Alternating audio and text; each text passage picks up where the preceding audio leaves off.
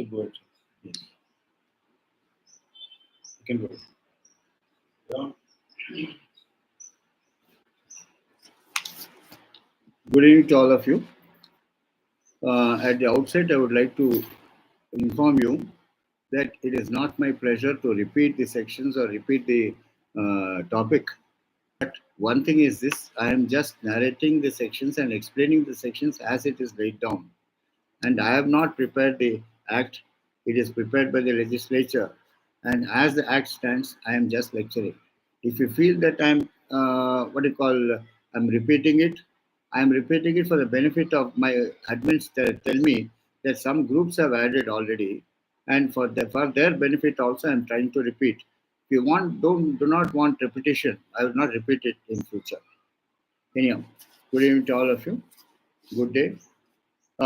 We have finished up to section 40. We go to section 41. Here, if you are a seller and I am the buyer, you are trying to sell and I am going to buy, I must be given an opportunity to examine the goods, scrutinize the goods, and also try to satisfy myself that the goods correspond not only to the sample but also to the description and also to the what we have contracted for. Please remember, there is no point in saying I'll blindly deliver, you blindly take delivery. No, the buyer should be given an opportunity of examining the goods and ascertaining whether the goods which are sought to be delivered conforms to the quality, quantity, sample, and description. That's what section 41 says. Then 42 says the buyer is deemed to have accepted the goods when he intimates delivery or does any act inconsistent with the ownership of the seller or after reasonable time. Here, when do you say that the owner has accepted, the buyer has accepted the goods? Please remember, if I am the buyer, I intimate you, sir, I have already taken delivery of the goods. I have already sold some of the goods in the market, and the goods are still available. And then I do something which is inconsistent with the ownership of the seller, because after all, I cannot claim ownership I cannot claim ownership till such time I pay the price, no doubt about it. But when I intimate the seller, sir, I've already taken delivery of the goods. I've already sold some goods in the market. I'm very thankful to you. Or he does certain things inconsistent with the rights of the seller as far as the goods are concerned, and does not intimate the seller that he is refusing to receive the goods after reasonable time. Then in that case, it is said the buyer is deemed to have accepted the goods. So the question of acceptance is when it reaches the seller and the buyer informs the seller, I've already taken delivery of the goods and also I've sold some of the goods in the market, then in that case, the property has already passed on to the buyer. Then we go to section 43. As far as rejected goods are concerned, what is the position? Here, as far as the rejected goods are concerned, the buyer is not bound to return, but sufficient if he intimates the seller that he refuses to accept them. Here, when the buyer intimates the seller that you have supplied defective goods or you have not supplied goods according to the specifications, but he retains the goods, then the buyer is under no obligation to return the goods provided he intimates the seller that he has not supplied the goods as per the contract. This is what section 43 says. Then for 44 is if the buyer refuses, he is liable to the seller for any loss. Suppose the buyer, even if the seller puts it in transmission or the seller delivers the goods and the buyer refuses to receive delivery of the goods, and for any loss that is caused to the seller during the course of transmission or when it is handed over to the bailee or it's handed over to the carrier for being carried, then whatever loss is sustained by the seller, the buyer has to pay. Of course, the Sale of Goods Act may appear to be common sense, but still, since the sections are there, I'm going according to the sections, please. If you want me to just skip through it, I'm prepared to skip through it. Please remember, it's not throughout my service, I've never skipped any sections. I go topic-wise and in my own way. Then 45 deals with when whole price not paid or tendered Buyer liable when a bill of exchange or instrument has been received, a conditional payment and the condition in which it was received was not fulfilled by reason of dishonor or otherwise.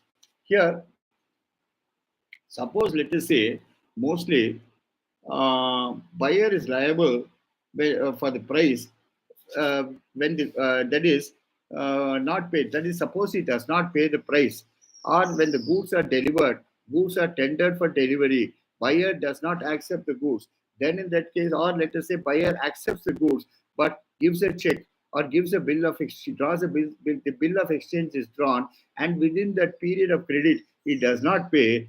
Then in that case, it is said the buyer is bound to pay the entire price, irrespective of the fact that he has not accepted delivery or is not prepared to accept delivery. That is, in other words, the buyer cannot commit a breach of contract. This is what 45 says.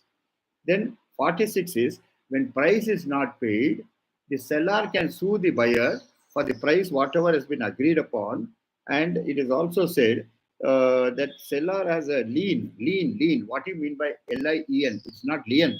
It's called lien. What do you mean by lien? Lien means right of detention for the price which while he is in possession of them, and in case of insolvency of the buyer, can stop the goods on transit. What do you mean by stopping the goods on transit? Suppose, let us say, the seller hands over the goods to the carrier or to the mercantile agent or to a bailee for the purpose of being delivered to the purchaser.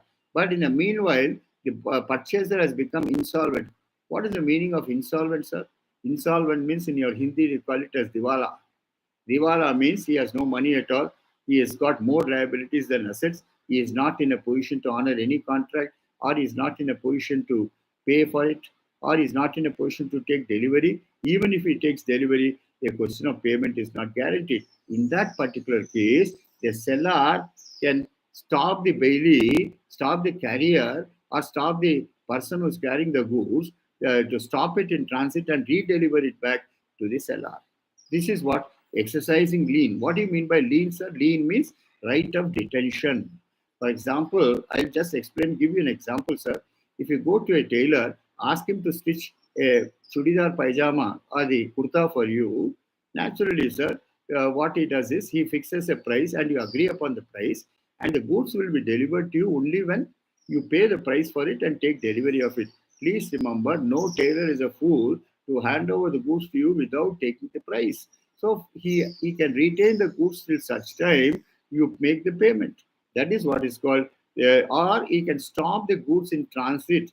Transit means if it's handed over to a bailee, or it's handed over to a carrier, or it's handed over to a transport company, or it is handed over to someone else for being delivered, then in that case he can stop the goods from being delivered to the purchaser. That is, he can retain and he can ask for the goods to be sent back so that he gets the possession of the goods. Why, sir? He can retain it till such time, or he can detain it till such time unless the buyer informs the seller, sir, please remember, I was not here, sir. I was down with virus or I was down with COVID. I was not in a position to take delivery. Please deliver the goods. Unless and until the seller receives intimation from the buyer, then in that case, the buyer and seller is not bound to deliver the goods. But in case the buyer becomes insolvent, what do you mean by insolvent? Insolvent means diwala. That means he has no money to pay. Even if the goods arrive, he is not going to pay. Then in that case, there is no point in the seller sending the goods for delivery because he is not sure of the payment. Then in that case, he can exercise the right of lien and detain the goods till such time he receives intimation from the buyer. Sir, though I am insolvent, my reservers will receive the goods and pay for it from my assets. Then in that case only the right of lien is exercised by the seller. He can detain the goods or stop it in transit when it comes to know that the buyer is insolvent and the buyer cannot pay for it. Even if it takes delivery of it, then it is called exercising the right of lien. Lien is nothing but detention of goods till such time the payment is made. ఏంటమ్మా తల్లి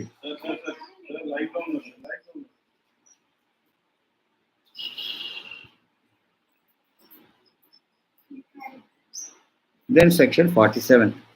An unpaid seller has a lien and retain the goods until payment when he sells the goods without any stipulation.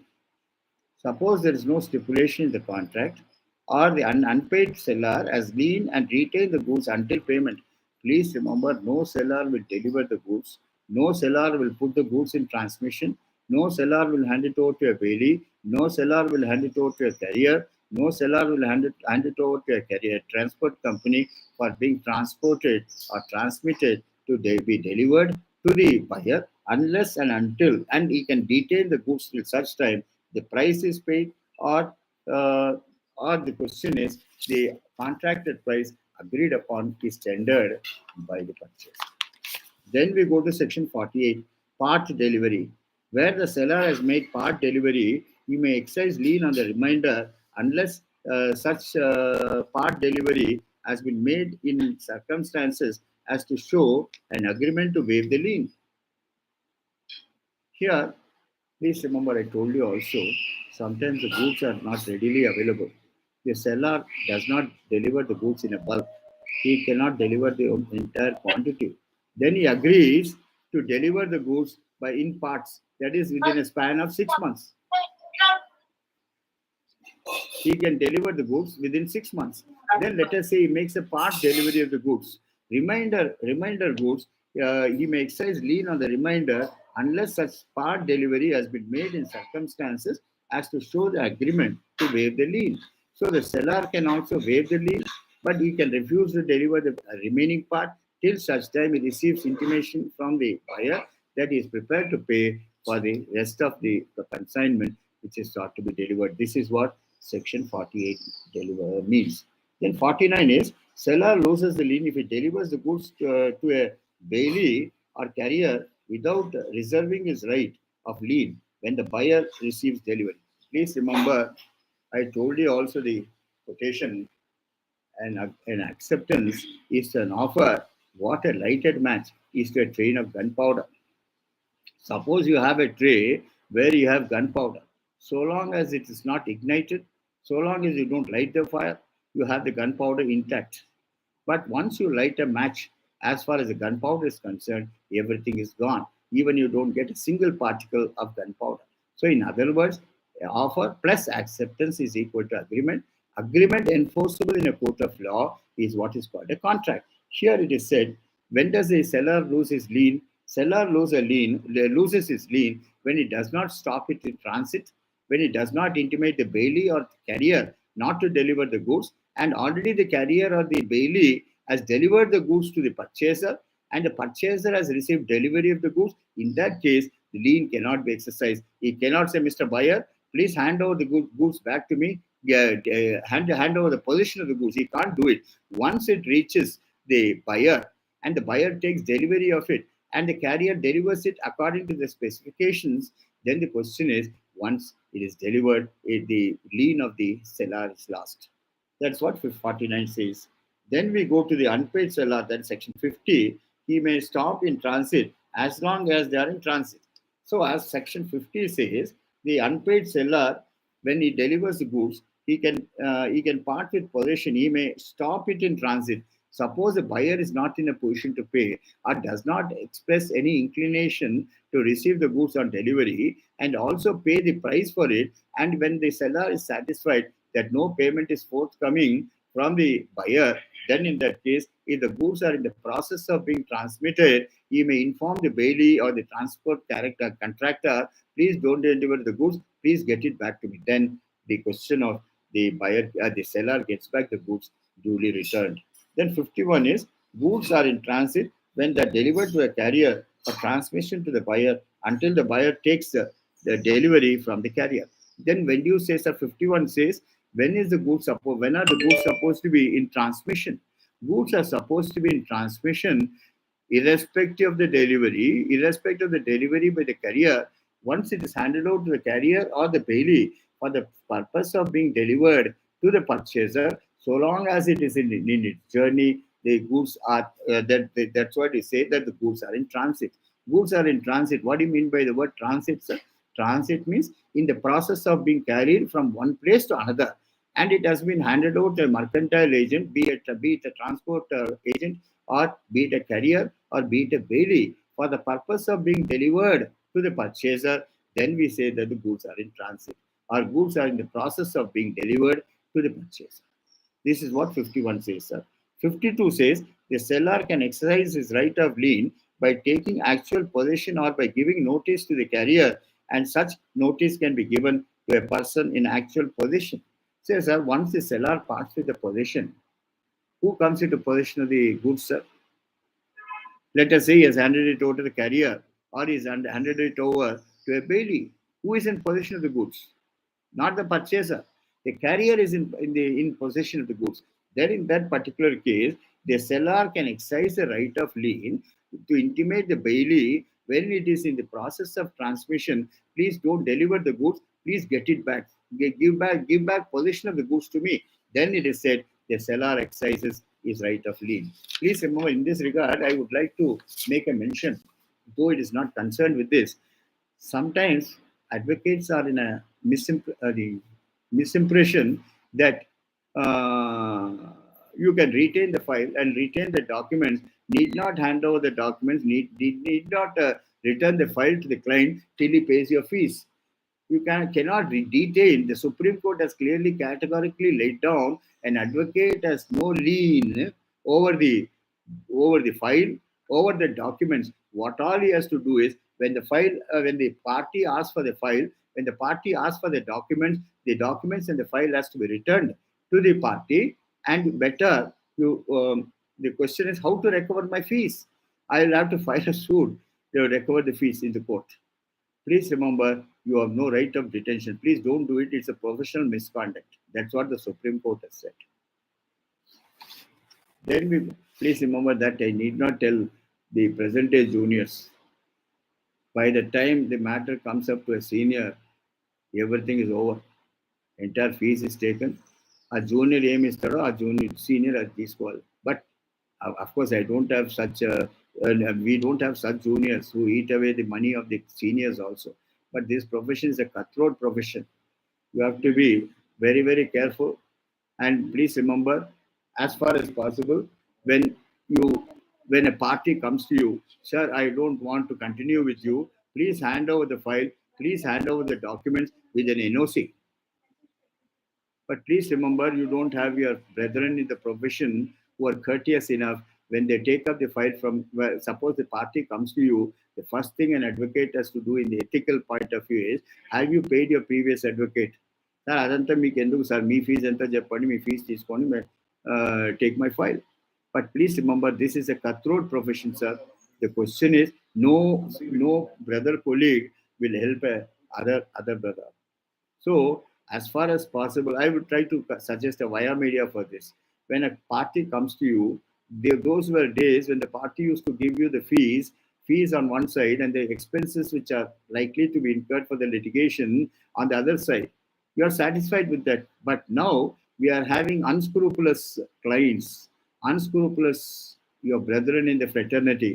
The question is, to be on the safe side, you say, sir, 50% of it has to be paid immediately, and 50% you can pay when the trial takes place. So that way, at least you get 50%. ఏం లేని ఏదో ఒకటనే వస్తుంది. అదే కొంచెం జాగ్రత్తగా ఉండాలి.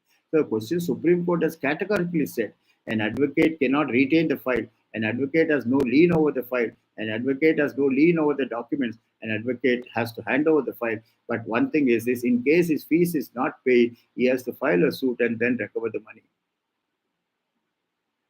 But unfortunately, what is happening is we talk only about advocates, sir. The question is, of course, please pardon me if I'm saying that, because one of the candidates here, Mrs. Anuradha Bakaraju, is a cousin of one of our district judges here. Here, can the same thing apply to a judge, sir? Can the judge say, till I receive the extra money, I'm not going to pass a judgment? Can he say so? Why this discrimination between an advocate and the bench? The question is because he's on top and you are down. But we are all part of the same fraternity. But still, an advocate has no lien. That's what the Supreme Court has said. Supreme Court has categorically said an advocate has no lien over the file as well as the documents. When the party asks for it, you hand it over. But if in case you have not received your fees, file a suit and then recover your money. Then we go to section 54, right of resale, where goods, there are two types of goods, sir. Goods which last for a long time and goods which are perishable. For example, vegetables, fruits, then pulses, rice, or even rice also sometimes gets deteriorated, or other utility items, whereby you can't preserve it for long and it perishes within 2 3 days. Then in that case, what is the position? It says the seller does not have to inform the buyer if his intention of resale, but the buyer needs to pay the goods and ask for delivery. Please remember, unless the buyer asks for delivery, and it is what is called perishable goods, goods which will not last more than 1 week, and the cost of giving it to a warehouse for being preserved also does not suit the purpose, and at any time it may get deteriorated or damaged. Then in that case, unless the buyer asks for delivery and says, I'm prepared to take delivery, I'm prepared to pay the price, I'm prepared to take the goods, then alone the seller is bound to, seller is bound to deliver the goods. But seller need not intimate the buyer and say, look, goods are perishable nature. Please come and take delivery, or take it at the place where it's going to be delivered. Please remember, seller is not under such duty to beg from the buyer to take delivery. Here, the question is, if they are perishable goods, and the perishable goods, let us say, you cannot retain it forever, and it is sold because they are to retain something out of it, then in that case, the buyer need not be intimated. And then, unless the purchaser asks for the goods and asks for delivery. This is what 54 says. Then we go to 55, where under contract of sale, the property in goods has passed to the buyer, and the buyer are wrongfully neglects or refuses to pay for the goods according to the terms of the contract. The seller may sue him for the price of the goods, where under contract of sale, the price is payable on a day certain, in spite of the delivery, irrespective of the delivery, and the buyer wrongfully neglects or refuses to pay such price, the seller may sue for the price, although the property in the goods has not passed and the goods has not been appropriated to the contract. Please remember, sir, in the mercantile world, it's a competitive world, is the survival of the fittest. And the question is that, suppose, let us say, after all, seller is not a fool to sell goods without getting his money.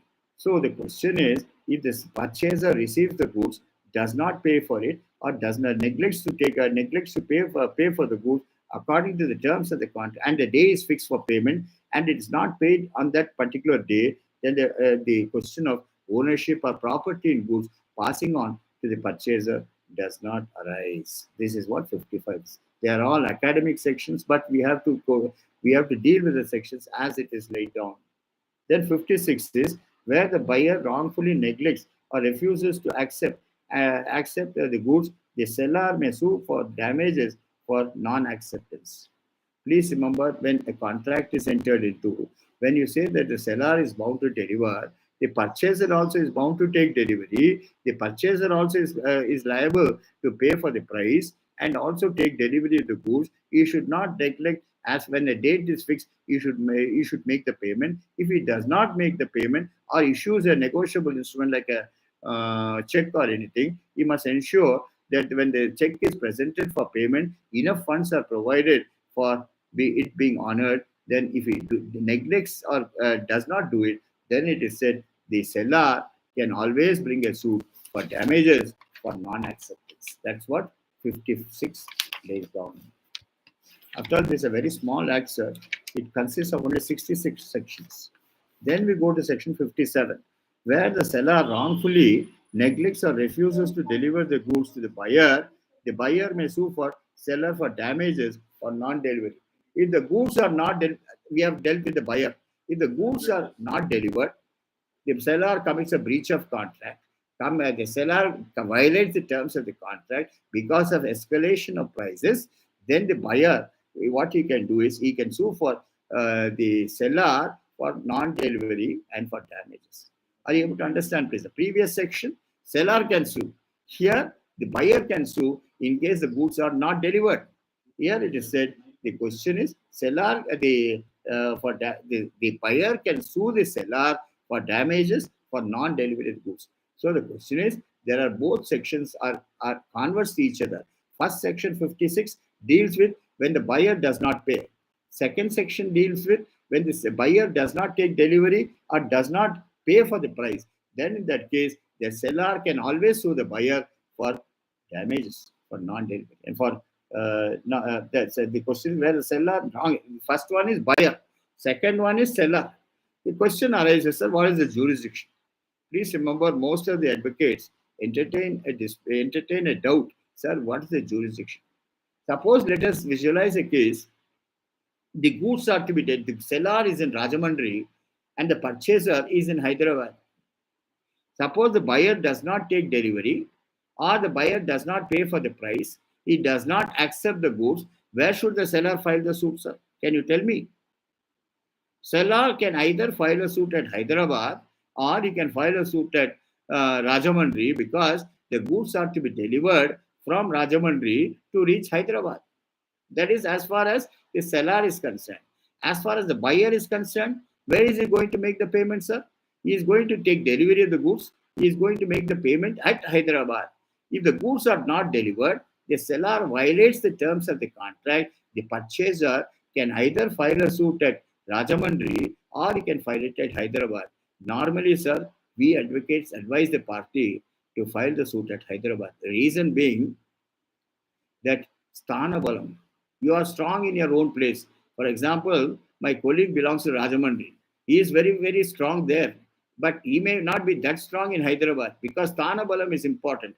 Where the party stays, please remember, you can dictate terms. As far as the seller is concerned, if he has to deliver goods from Rajamandri to reach Hyderabad, then he can file a suit at Rajamandri or he can file a suit at Hyderabad. If a purchaser does not receive delivery or there is no delivery at all, then in that case, the purchaser can file a suit for breach of contract or for damages at Hyderabad.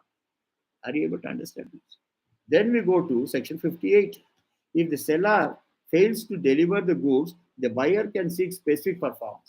Here we come to a very complicated term called specific performance. That means that the court orders the seller to deliver the goods as per the terms of the contract. A specific performance contract is legally binding and enforceable. What is specific performance? Of course, specific performance is not defined in the Sale of Goods Act. Specific performance is defined in section 10 to 20, section 10 of the Specific Relief Act, which says whenever there's an agreement, whenever there's an offer, whenever there's an acceptance, and whenever there's a consideration, whenever the consent is freely given, or whenever the legality of object is there, the valid essentials of a contract is there, and the contract is in the form of an executory contract. Please underline the word executory contract. What do you mean by executory contract? A contract which is not performed immediately but promised to be performed at a later date. That is what is called executory contract. And a suit for specific performance would lie only regarding, please underline this word, executory contracts.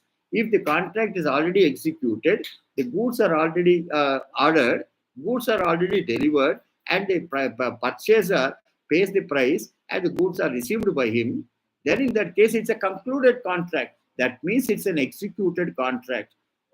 Once executed contract is there, specific performance cannot be ordered for that. Then the question arises, sir, who can sue for specific performance?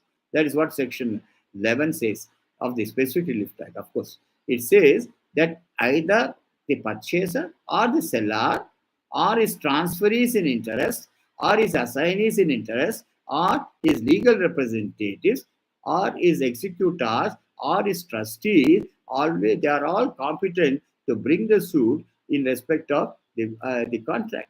That means the law of privity of contract does not apply as far as specific performance is concerned. Then we'll come to specific performance. And what is specific performance? Performance of the contract on either side in the letter as well as in the spirit. That is what is called specific performance. That is, please remember, no one makes a contract for fun's sake. We make a contract or we make an agreement like a gentleman to see that the contract is obeyed in the letter as well as the spirit by both the sides, either be the seller or be the purchaser. Seller has to deliver the goods as per the contract, and the purchaser has to take delivery of the goods and also be ready to pay the price what has been contracted for at the quoted price. So once that is violated on either side, I'm not talking only about seller, but I'm talking about the purchaser also. Suppose let us say the seller does not deliver the goods as per the terms of the contract. Then what is the remedy open to the purchaser, sir? This purchaser, in addition to asking for damages, he can also ask for what is called specific performance. Specific performance is he can ask the court, sir, please direct the other side to perform the contract and deliver the goods to me. Then, in that particular case or the particular scenario, suppose you are able to satisfy that there is a binding agreement, and as per the agreement, these are the clauses which cover the agreement. And as per the clauses contained in the agreement has to be followed and complied with by both the seller and the purchaser. The seller has not delivered the goods as per the terms of the contract, or the purchaser has not paid for it, so on and so forth. Then the question is normally the buyer only goes to the court. He asks for specific performance. That means the seller should be compelled to sell the goods in the same species and the same condition, same sample, same variety which has been contracted for, and he cannot violate the contract just because the prices have escalated. Then, in that particular case, the court orders in a suit for specific performance to deliver the goods. But please remember again, this is a equitable relief. It is based on two Latin maxims. That is to say, one who comes to equity, please again, I'm repeating, one who comes to equity must come with clean hands. What do you mean by that? That means you must, not that you should wash your hands with soap and all, no. That means you shall not suppress any facts, you shall not conceal any facts, you shall not distort any facts. All the facts will have to be laid across the table so that the other side may be able to meet the grievances which you have made out by way of defense. Then it is also based on another maxim, one who seeks equity must do equity. What do you mean by that? It means that I am prepared to, the buyer has to say, sir, I am prepared to take delivery of the goods, I am prepared to pay for it, I am prepared to pay it according to the contract, I have already paid this amount, I am prepared to pay the rest of the money, I have got the solvency also to pay the rest of the purchase price, I am ready and willing to perform my part of the contract, but the other side is the violator. Please try to compel him to execute to perform the contract. Then the court orders the other side, the seller, to specifically perform the contract in the letter as well as the spirit, and that is where by specific performance the other side is compelled. This is called specific performance. And please remember, it is a discretionary remedy. Earlier, of course, this particular item was amended by the Amending Act in 2018, where previously discretion was left to the court when a suit for specific performance is filed. But now the word discretion has been removed. Whenever a suit is filed for specific performance, court shall, not may, court shall decree specific performance unless otherwise proved. So the word may has been deleted. When I come to specific relief act, I'll come to that place. By 2018 amendment, the word may has been removed and shall has been inserted. Please remember what is the distinction between may and shall, sir? May means it's a discretion. Shall means the court is bound.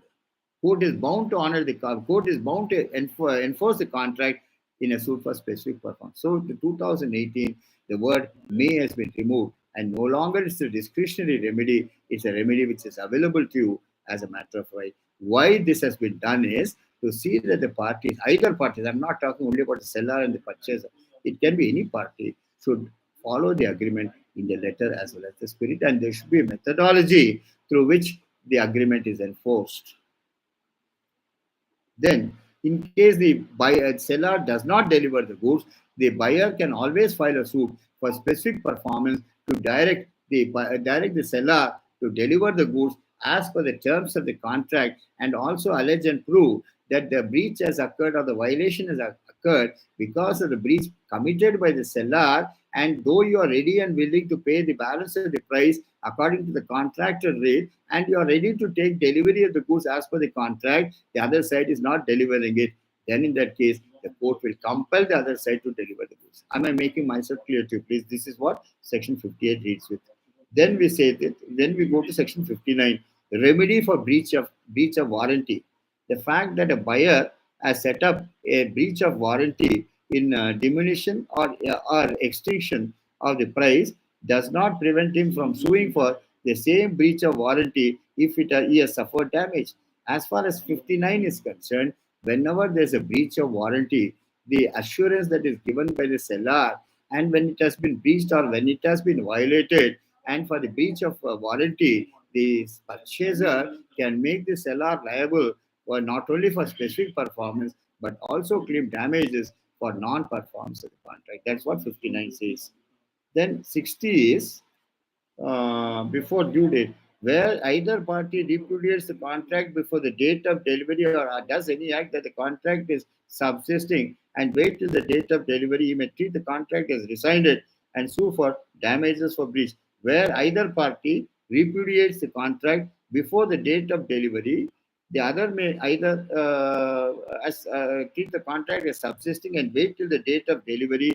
He may treat the contract as rescinded and sue for damages for breach. So, in other words, both the seller is entitled, the purchaser also is entitled for repudiating the contract. But if the repudiation is not done by the seller, then the buyer can wait till the date of delivery and he can claim damages as far as Section 60 is concerned.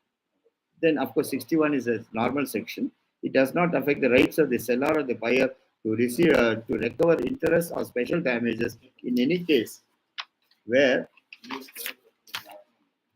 law awards interest or special damages may be receivable or to recover the money paid where the consideration for the payment of it has failed. Suppose, let us say, sir, what is the use of paying the consideration, sir, when I have not received the goods? The seller has committed a breach. Seller does not want to deliver. I cannot compel an unwilling host to perform an act. Then, in that particular case, when I have been frustrated, when I do not get the fruits of the contract which has been entered into, I can claim exemplary damages also from the seller. But in very, very rare cases, exemplary damages are awarded. Then exclusion of implied terms and conditions, where any right, duty, or liability would arise under a contract of sale by implication of law, it may be negated or varied by express agreement or by the course of dealing between the parties or usage. If the usage is such as to bind both parties to contract, you can enter into a supplemental agreement also. You can enter into an ancillary agreement also. You can enter into a further agreement also. Vary the terms and conditions. No one stops you. Or you can novate, or you can substitute a new contract in the place of the old contract. The obligation to the new contract alone has to be performed. The rights and liabilities can be agreed upon and understood by the parties by their usage. That's why I said in Hindi, Mia Bibi Raji to kya karega kazi. That means if both the seller and purchaser are agreeing to it, they enter into an agreement varying the terms of the contract. The old contract is extinguished. A novatio contract comes into force as far as Section 61 of the Contracts Act is concerned. Then, in that particular case, it is said that the question is the usage such as they bind both. Then the new contract alone has to be performed, and it binds both the parties. Then the question is, what is reasonable time? Reasonable time for delivery, reasonable time for the payment of the price. If the date for delivery is already mentioned, or the price payment of the price is already mentioned, it has to be according to that. Or let us say grace time. I told you also in the wholesale market normally 3 months time is given, 90 days time is given to pay. Then in that case, what is reasonable time and what is not reasonable time? We cannot put it into a watertight compartment and say this is reasonable time and this is not reasonable time. It depends upon the facts, it depends on the contract, it depends upon the intention of the parties, and also what has been laid down in the contract. So reasonable time, you cannot put it in the watertight compartment and say it's a question of fact which has to be decided by the agreement between the parties. Then we come to 64, sir.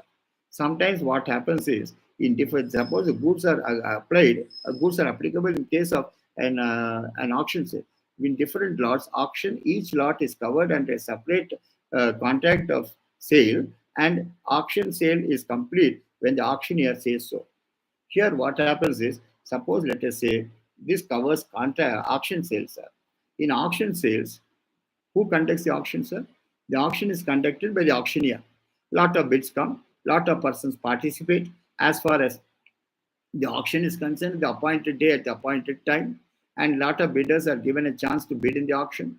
And then it is supposed, let us say, it is not sold as one lot. It is made into lots. One lot, about 10 lots are there. Each lot is sold differently. Then in that case, when is the contract, when is the sale complete, sir? Sale by the auctioneer completed. I think most of you know, most of you are watching movies and watching TV serials also. When the auctioneer taps the hammer and say, Okodo sari, Rendo sari, Mudo sari, confirm. That is Mr. X is the purchaser. Then second lot.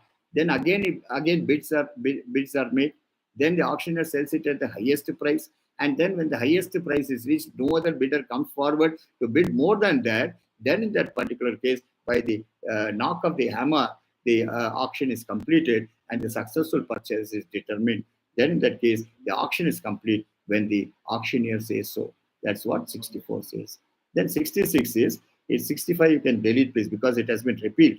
66 is right title, interest, obligation or liability already affected does not alter the remedy. So whatever contract is made, whatever rights and liabilities arise, whatever obligations arise, which are already entered into, parties are aware of it, and parties are following it, parties are enforcing it. They are not affected subsequently.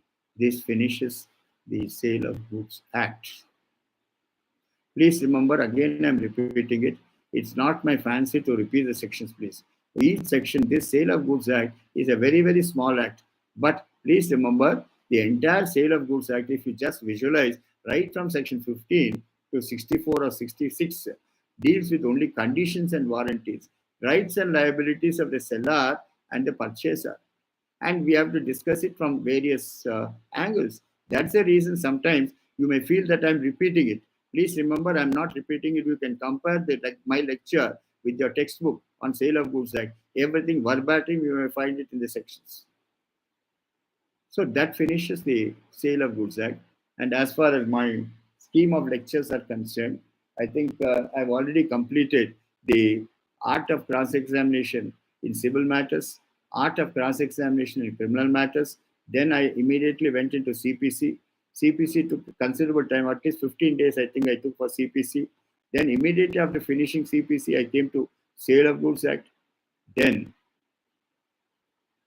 I proposed to go into the gamut of the one of the contractual principle of the contractual act called the Specific Relief Act. The Specific Relief Act, gave you the history of the Contracts Act. Contracts Act was a very verbose act which was passed. I think if I'm correct, it's 1872. Contracts Act, as it was then laid down, contained within its ambit Contracts Act, General Contracts, Specific Contracts. General Contracts are section 1 to 74. This is 1 to 75, I'm sorry. From 76 to 229 covers indemnity guarantee, bailment agency. They're concisely called the specific contracts. Then after that, we had the Sale of Goods Act also in the old act. Then we had the Partnership Act. Then we had the Specific Relief Act. Then we had the Railways Act, Carriers Act, Negotiable Instruments Act.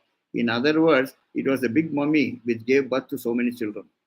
That is what the Indian Contract Act of 1872 speaks about. But they found the implementation of such a verbose act. If you see the old Contract Act, wherever that book is available, it will be such a bulky book. But now, slowly what happened is the Contract Act also became very, very bulky. It wanted to adopt what is called dieting. So they felt the Contracts Act could not bear so many children and bring them up. So what happened was slowly every enactment was taken away from the ambit of Contracts Act. The first act which was taken away from the Contracts Act was the Specific Relief Act of 1908. 1908, it has now been amended and consolidated by the present act, that is Specific Relief Act of 1963. Then the next one, which was removed from the Contracts Act, was the Indian Partnership Act. Indian Partnership Act was removed, and in 1932 they passed the Indian Partnership Act by removing it from the Contracts Act. And the Partnership Act, which is today implemented, is the Indian Partnership Act of 1963. Then the other act, of course, in the Partnership Act itself, a new act also has come into play. I think most of you who are acquainted with the mercantile world know that nowadays it's a fashion now. LLPs have come. LLP is Limited Liabilities Partnership Act of 1969, where the liability is something like a loose joint stock companies. We'll come to it as and when we come. That is Limited Liabilities Act of Limited Liabilities Act of 1969. Then the Indian Railways Act also was removed from the Contracts Act, and now we have the Indian Railways Act of 1925. Then we have the Negotiable Instruments Act also, which also came into play during 1932 or 1934. Then, like that, many acts have been removed from the. Now, the Contract Act has been. Therefore, Contracts Act have followed the dieting process, and Contract Act is a small act. Of course, we find after the Indian government took over, most of the most of the enactments which were there prior to independence, they have all been converted to new acts, and suiting our Indian conditions, new acts have been passed. And the latest, perhaps you know, the BNS, etc., etc., Indian Penal Code, the CRPC, as well as the Evidence Act. Please remember, these three acts have come into force from 1st July of 2024, and I think it's called Bharatiya Nyaya Sanhita. Bharatiya, I'm not getting that word also in something like Arangetram, Adiniyan, Adiniyan, Satya Adhiniyam. Abhina. Satya Adhiniyam. Anyhow, my mouth doesn't go to pronounce it. But to be frank, how are you going to tell the court, sir? Are you going to say BNS? They'll say it's not BNS but BRS. That is what is it called? BC. That is the new name for Telugu, the uh, BRS. BRS. By mistake, we can tell the courts are BRS. It is Bharatiya Rashtra Samiti. The question is very, very difficult because they're all Sanskrit words which have been incorporated. It's very difficult. It will take us time to understand it. And by the time, I think we may stop practice also. By the time we understand the principles also. But please remember, I could just put it in a short form that it's an old wine in a new bottle. That is, they have altered the sections, but the purport of the sections are almost the same. And you've got the question is how it is going to be interpreted, how it's going to be followed. Only thing is, in the paper I found that day, once on 1/7/2024, when the BNS came into force, I believe 47 FIRs were registered. Is it a tribute to the act, or is it the honesty of the police or sincerity of the police? I don't understand. How many crimes, how many criminal cases stand in courts? Please remember, God has provided this opportunity for every profession. Please remember, if two people do not fight, or let us say two contracting parties do not fight, then in that case there is no job for an advocate. Then if everyone is healthy enough, no need of medicines and all, even COVID can be cured by naturopathy or by without medicines. The doctor has no place. Then architect also, if you have to design, and if you have a contractor, especially if he designs a bridge, the bridge has to collapse like Kaleshwaram, etc., etc. The contractor gets a fresh contract. So God has provided opportunity everywhere. And please remember, in criminal cases especially, if the prosecution prepares a charge sheet properly, after adverting its mind to all the facets of law and the ingredients of the particular section, please remember, we defense people, we do not have any chance of fighting a case. So God has provided these loopholes also, but a clever advocate has to take advantage of those loopholes and mold it in such a way that he serves his client. Please remember, that's why I said yesterday also, I repeated the same thing. I said, we believe in the karma theory initiated by Lord Krishna. He says in Bhagavad Gita, even if you have to speak lies, speak it boldly for the sake of your client and defend him because he has come with full confidence to you. And please remember, especially in murder case, when he comes to you, he says, sir, please save me, sir, I've murdered so much. Then as a defense advocate, what I should tell him is, are any eyewitnesses there? No, sir, one old man was peeping from here. And then why did you not kill him also? I would save you. So these are all various methods of getting it. What I'm trying to tell you is, Contracts Act today is an emaciated act today. It is not that bulky as what it was earlier. So now, next I propose to take, I gave an undertaking yesterday that I will be going to the Indian Partnership Act. But before I go to the Indian Partnership Act, let us go into a small enactment called the Specific Relief Act. Specific Relief Act was originally in the Contracts Act.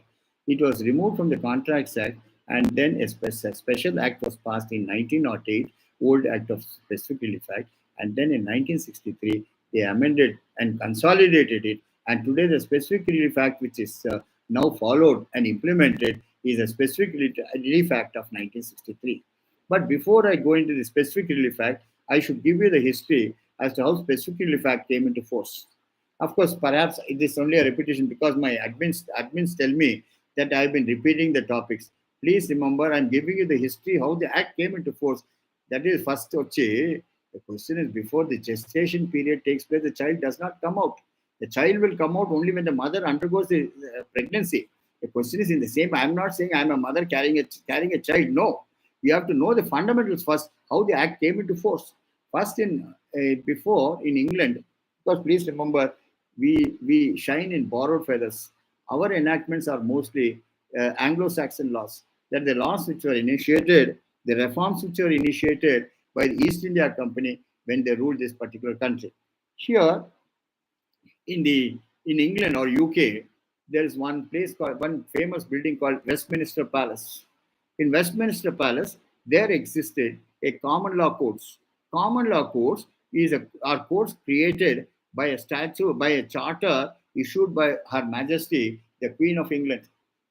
And a common law court could come into force by a charter. Then these common law courts comprised of three wings. One is called the Court of Exchequer, dealing with finance matters. Then Court of Common Pleas, like your common reliefs or common cases which you file.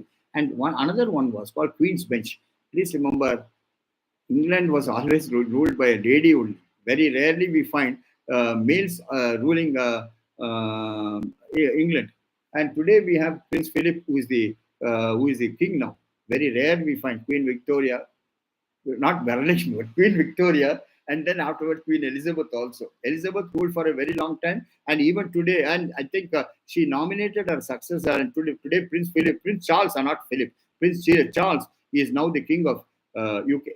So here in England, it was said, though at one point of time, UK was almost ruling two-thirds of the world. They had colonies everywhere, and their most important interest was business interest only. You cannot find a better businessman than an English person. And they came to India not to conquer India. They came for their business interests. Of course, they developed territorial designs and all, how we were ruled and subjugated by the British, we know. What I'm trying to tell you is that as far as the common law courts were concerned, they are very, very rigid and they were very, very conservative. And they never used to implement the positive aspect of an agreement or the negative aspect of an agreement. Can you tell me, sir, what is the positive aspect, sir? When we make an agreement, you must have the methodology or you must have a forum through which you can stop the violation or you can get that agreement enforced through the process of law. Or you must have a methodology through which you can prevent the other side from committing a violation or committing a breach of it. That's a negative aspect. That is, in other words, I put it in a legal language, specific performance, that is positive enforcement. Negative one, that is not to commit a wrongful act, was not found in the common law courts. Common law courts, whenever a party used to go and complain of the violation of the terms of the contract, the common law courts used to say, wipe their tears and say, here is the money, whatever you are paid, you will be paid, and some extra money will be paid to you as damages. But as far as specific performance is concerned, we have no rights, no power to enforce the contract. Then when you go for injunction, then when you ask the violation not to be committed, when the mischief is in the process of being committed, apprehended to be committed, threatened to be committed, then the common law courts used to say, we cannot stop it. We cannot stop the violation. So injunction also was not available as far as the common law courts were concerned. Then we had, I think now various enactments, I'll come to it. Then what happened was, those days, a lot of petitions were being filed before the Queen, and Queen was asked to dispense justice, even though the common law courts used to shut them out. In law, it is said in jurisprudence, justice should not only be done, but also deemed to be done. When you are not able to come to the rescue of a person who has been wronged, a person whose rights have been violated, a person where a breach has been committed, when you don't have a methodology through which that breach of faith could be remedied by specific performance or stop that particular mischief being committed by way of injunction, what is the use of such law? Such law will be thrown out in the waste paper basket. So what the petitions were being filed before the Queen, and the Queen was trying to dispense justice by saying that on two principles, that when trust and confidence is reposed in a particular person, and the person who reposes such confidence changes his position, which would not have done but for the trust and confidence and the assurance that is given by the opposite side. Law should not be helpless to come to the rescue of a person who has been wronged or whose rights have been violated. So, second one is, when the wrong is being committed, in the process of being committed, there should be a methodology through which you can stop the violation or you can stop the breach. That is by way of injunction. So slowly, what happened was, when the petitions were being filed before the Queen, nowadays in our civil law we call it a summons.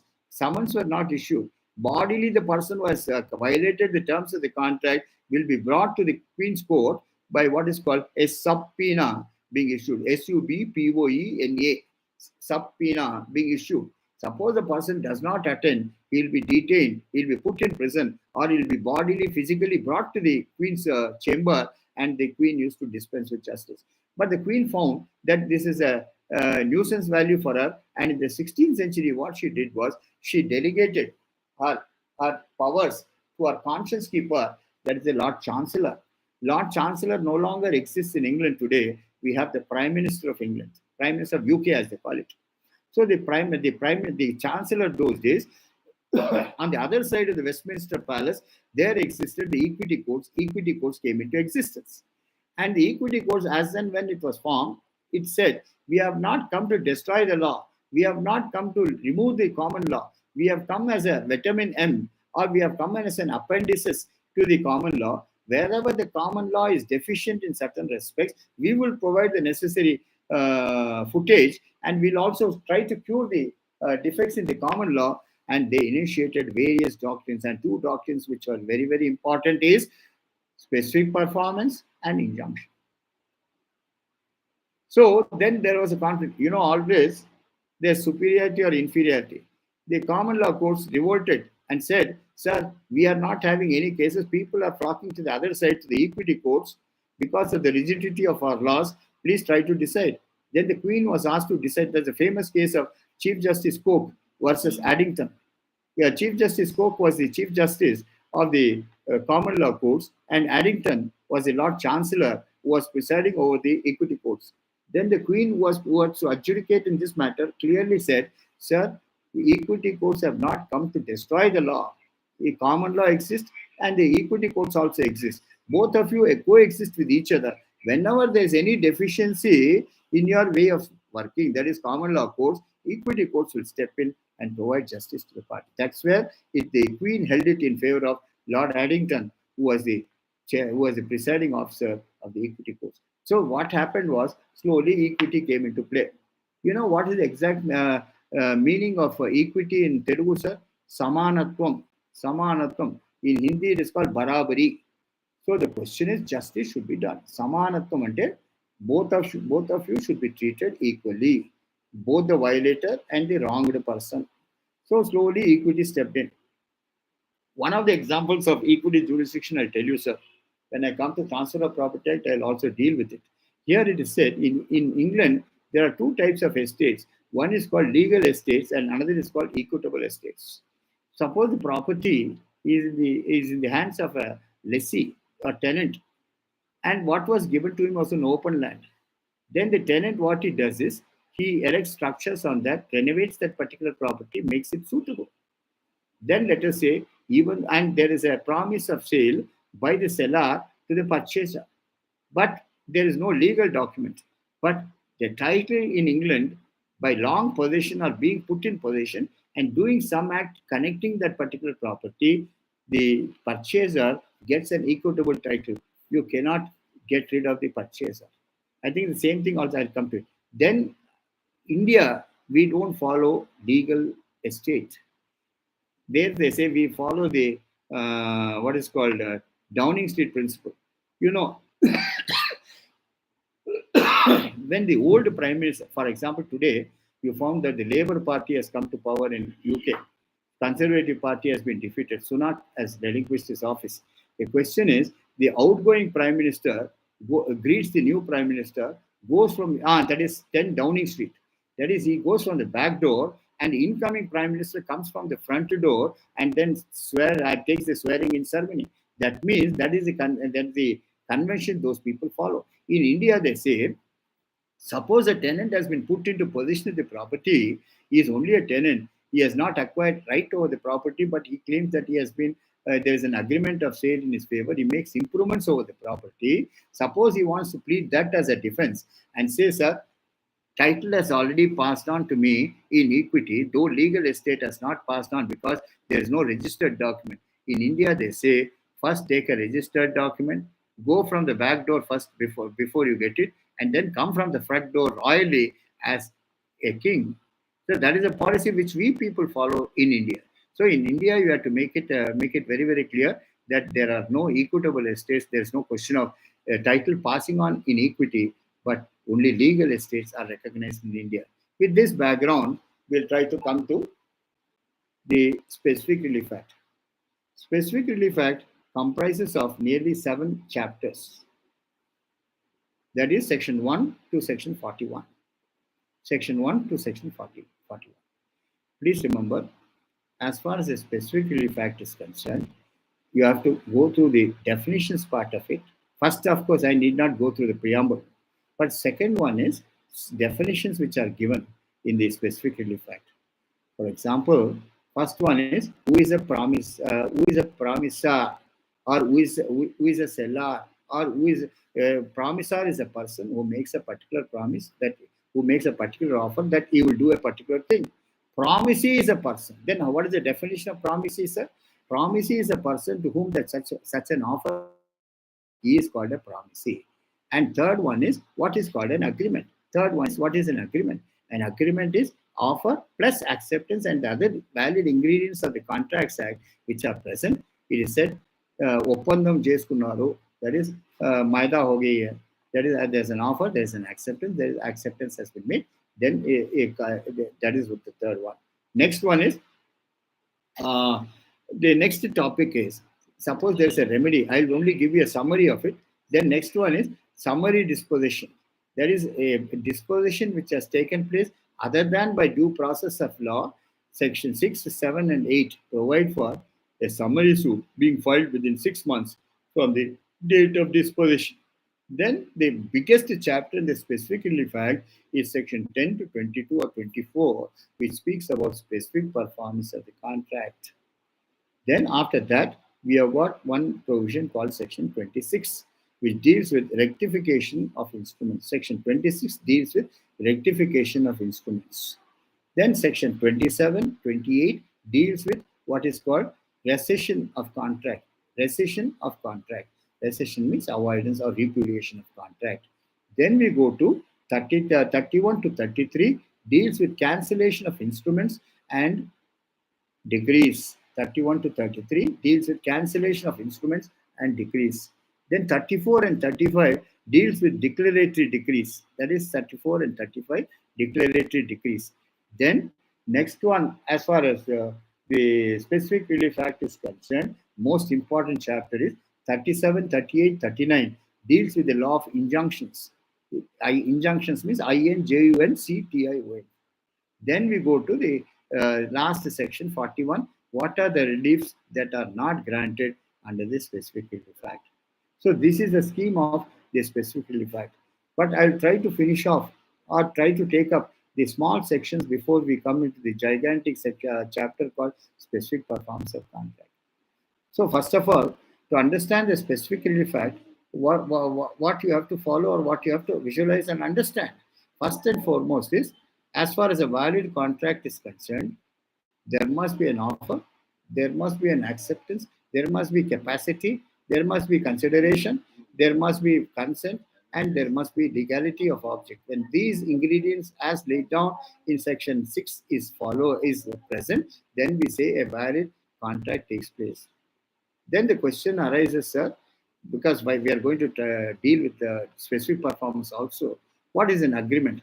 Agreement is where there's an understanding between two people, one called the offerer and another called the acceptor, and the offer is made and it is accepted and admitted by the other side, an agreement takes place. And the question often arises, sir, is every agreement a contract or every contract is an agreement? What the law says under the law is every contract is an agreement, but every agreement is not a contract. There they made a distinction between social agreements and legal agreements. Then the question arises, uh, what is the distinction between an agreement of sale I've already dealt with in the Sale of Goods Act and a sale? We'll discuss it as and when we come to that. Then suppose what is then the question is, what are void contracts, voidable contracts, and unlawful contracts? Also, I'll give a brief resume of it, and then when we go to the Contracts Act, we'll discuss it in detail. Then what is the remedy open to a person who has been summarily dispossessed other than by due process of law? Section 6, 7, and 8 deal with that. Then next we go to specific performance. I already told you section 10 to 24 deals with specific performance. Then section 26 deals with rectification of instruments. 27 and 28 deals with rescission of contracts. Then 31 to 33 deals with cancellation of instruments and decrees. 34 and 35 deals with declarations, and then 37, 38, 39 deals with injunctions, and 41 deals with what are the reliefs which cannot be granted under the specific relief act. So tomorrow I'll be discussing the specific relief act in the right earnest, and I'll go to the partnership act after we finish it. And yesterday there was a demand, I think by some of you, that drafting, pleading, as well as conveyancing has to be discussed. That will keep it in abeyance. No doubt I'll discuss it also. And also the professional ethics is very, very important for all of us, because now what is lacking in the courts now is professional ethics is lacking, because young advocates have come, how to address the court, how to represent before the court, how to request the court, and how to behave in the court, how to behave towards your brethren in the profession, and how to be very, very humble and not to be harsh, so on and so forth. We'll discuss it as and when we come. So please, now we pass on to the interaction period, please, as far as Sale of Goods Act is concerned.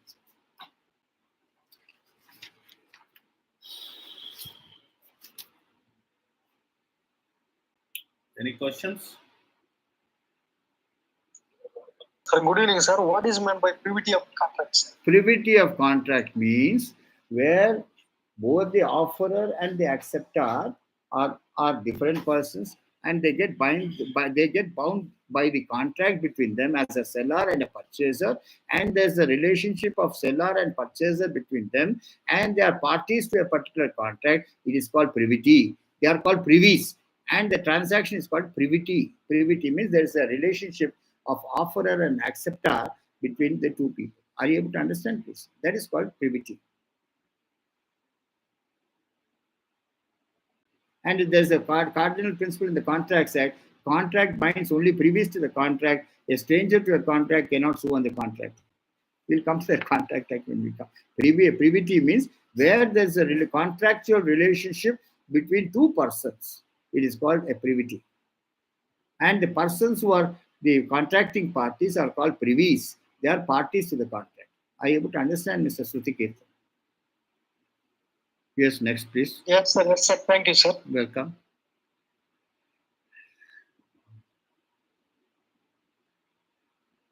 Sir, good evening. Good evening, Mr. Satya. Sir. My submission is that, sir. Yes, sir. Sir, as for that, the privity of contract, the no stranger is not supposed to buy the contract. Yes. Coming to that, the contrary doctrine is there. That I know what you are referring to. That comes under the Transfer of Property Act. Sale by ostensible owner, sale by holding out, sale by person who does not have title. The doctrine of election, section 35 of the Transfer of Property Act, and then what is called sale by ostensible owner, then feeding the grant by estoppel, section 43, so on and so forth. When I come to the transfer of property, I'll discuss it in great detail, sir. My question. That's right. Privity of considerations. Privity of consideration. There is no question of privity of consideration. Privity is the person who sells, the person who purchases. Privity exists between them, and the purchaser alone is bound to make the payment, sir. That is called sale and purchase. So purchaser pays. That is called privity of consideration. Or some other third party on my behalf tries to make the payment. You have to receive the payment. You are only interested in the payment, but you are not a party to the contract. What you are trying to drive at is, I have an arrangement with the bank. The bank pays the money, but I have to pay by way of repay the loan which the bank has granted, sir. There the question of privity of consideration comes, where the banker pays the money because I've got some working capital arrangements with him. There is an agreement between the father and so A and B. There is an agreement, sir. Because of that, the beneficiary is the C, but C is not the party to the contract. Maybe, sir, maybe C may be a nominee, or a person who is an assignee, or a person who is nominated as a person entitled to the benefit. Something it may arise in the case of partners. Instead of delivering it to B, they deliver to C. The question of privity doesn't arise there, because the contract itself specifies that the delivery will be made to C, not to B, though the contract is between A and B. The time of the family agreements are. Pardon, suppose sir? if the family part agreement, family settlement agreement is also between the. That's what we say. When we write a contract, sir, we say which terms shall include all the assignees, legal representatives, transferees in interest, executors, etc., vagera, vagera. That means not only me, my transferees, my nominees, and my assignees in interest, or my legal representatives also. You cannot take the benefit of saying that they are not parties, because when we come to section 11 of the specific fact, I'll say who can sue, who can take the benefit. So in that case, a beneficiary, even though he is not a part of the contract, also can enforce the contract. Suppose he says he is the nominee. In the document itself is mentioned as the nominee. Yes, The delivery to a nominee is delivery to the contracting party, isn't it, sir? Okay. Right, In that sir. case, the beneficiary, though is not a party to the contract, he can enforce it. That is provided the person B authorizes him to take delivery, sir. So, very clear. Right, sir. You are from Karimnagar, Mr. Satya. Karimnagar, sir. I've seen you also in Karimnagar. Sir. Yeah. I'm also practicing advocate. Also, I'm doing that part-time faculty in the law college, sir. Very good, very good. I'm very pleased to go through your class, sir. I'm very much enlightened. Thank you. I've got a lot of knowledge in this class, sir. I'm very much indebted to you, sir. Thank you. I'm obliged. Thank you, sir. Thank you. Right.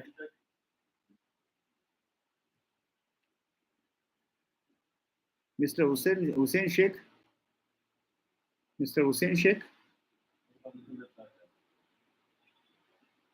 Good evening, sir. Good evening. Yes, sir. Any questions, sir? No more, sir. No more. Thank you. Thank you.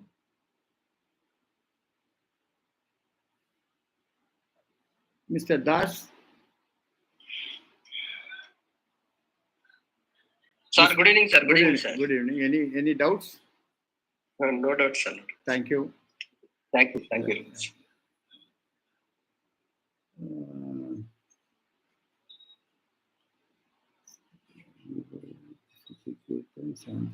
Please don't feel shy of asking doubts, or try to clear your doubts. I am here to clear your doubts, even if it takes time. Sir, good evening, sir. Good evening. Sir, I am Mr. Srinivasa. Yes, sir. Tell me, sir. Sir, I have been preparing for the district judge examination, sir. Pardon? District judge Yes. examination. Notification had come. Yes, sir. Yes, sir. Sir, now the new laws are implementing from 1st July of 2024. That BNS, etc. Yes. Sir, whether we write new syllabus, whether we prepare for new syllabus or old syllabus. What does your specification say? I mean, your syllabus, what it says? Your syllabus. topics they must have given, isn't it, sir? Yes, sir. IPC, CPC, CRP, IPC, CRPC, and Evidence Act have already gone. Now the new acts only you have to prepare. And the comparative study also. I think I'll enlighten you. There is one bar association from Dwarka Bar Association who have given you the comparative table of the old section and the new section, sir. Kindly go through it. Sir, one more thing, sir. Right.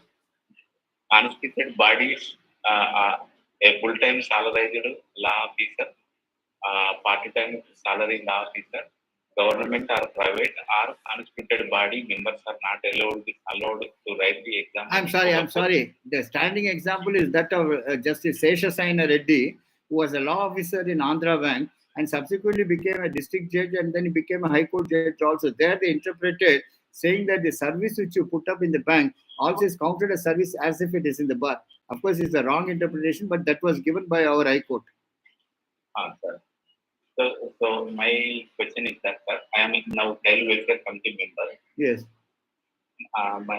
My sittings are only constituted. Yes. My body is also constituted body. Yes.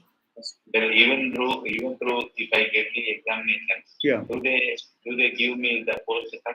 You will have to take an NOC from wherever you are holding a post, sir, saying that there was no objection for your appearing for the district judge's examination, sir. Sir, they said that if they give NOC, Yeah. The post will be terminated. You will be terminated from the job. You are in a paid salary, sir. Sir, not salary. Only honorarium will be paid as sir. Honorarium. So, as far as you see our Advocates Act, they say that if you are even honorary also, you have to disclose it, and then if you don't disclose it, you can be disqualified, and you will not be given the post. Because I still remember my own example, sir. I was selected as a district judge at the age of 27.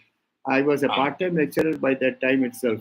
But I took the no objection from the Bar Council saying that I'm doing a part-time job, I'm only a guest. Or take a letter that you are only a guest and you are not paid anything as salary. Yeah. So reading letter is that's enough with the seal and signature of the concerned. Yeah. But even before application also, we need to take along with the application, you can enclose it. Absolutely, there is no problem. అంటే sir job వచ్చినాక NOC తీసుకోవచ్చు కానీ job రాకముందు NOC తీసుకుంటే ఇక్కడ ఉన్నది కూడా పోతుంది కదా. ఉన్నది పోయింది, ఉంచుకొని పోయింది అవుతుంది. అది మీరు డిస్క్లోజ్ చేస్తేనే తెలుస్తుంది కదండి. Just keep quiet. No one will make such an inquiry, sir, unless you are in some service somewhere that those inquiries are made, not otherwise. Right, sir.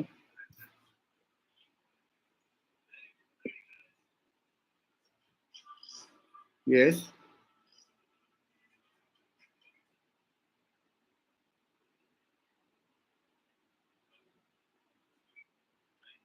Any questions, please? What about Nokia? Yes. Good evening, sir.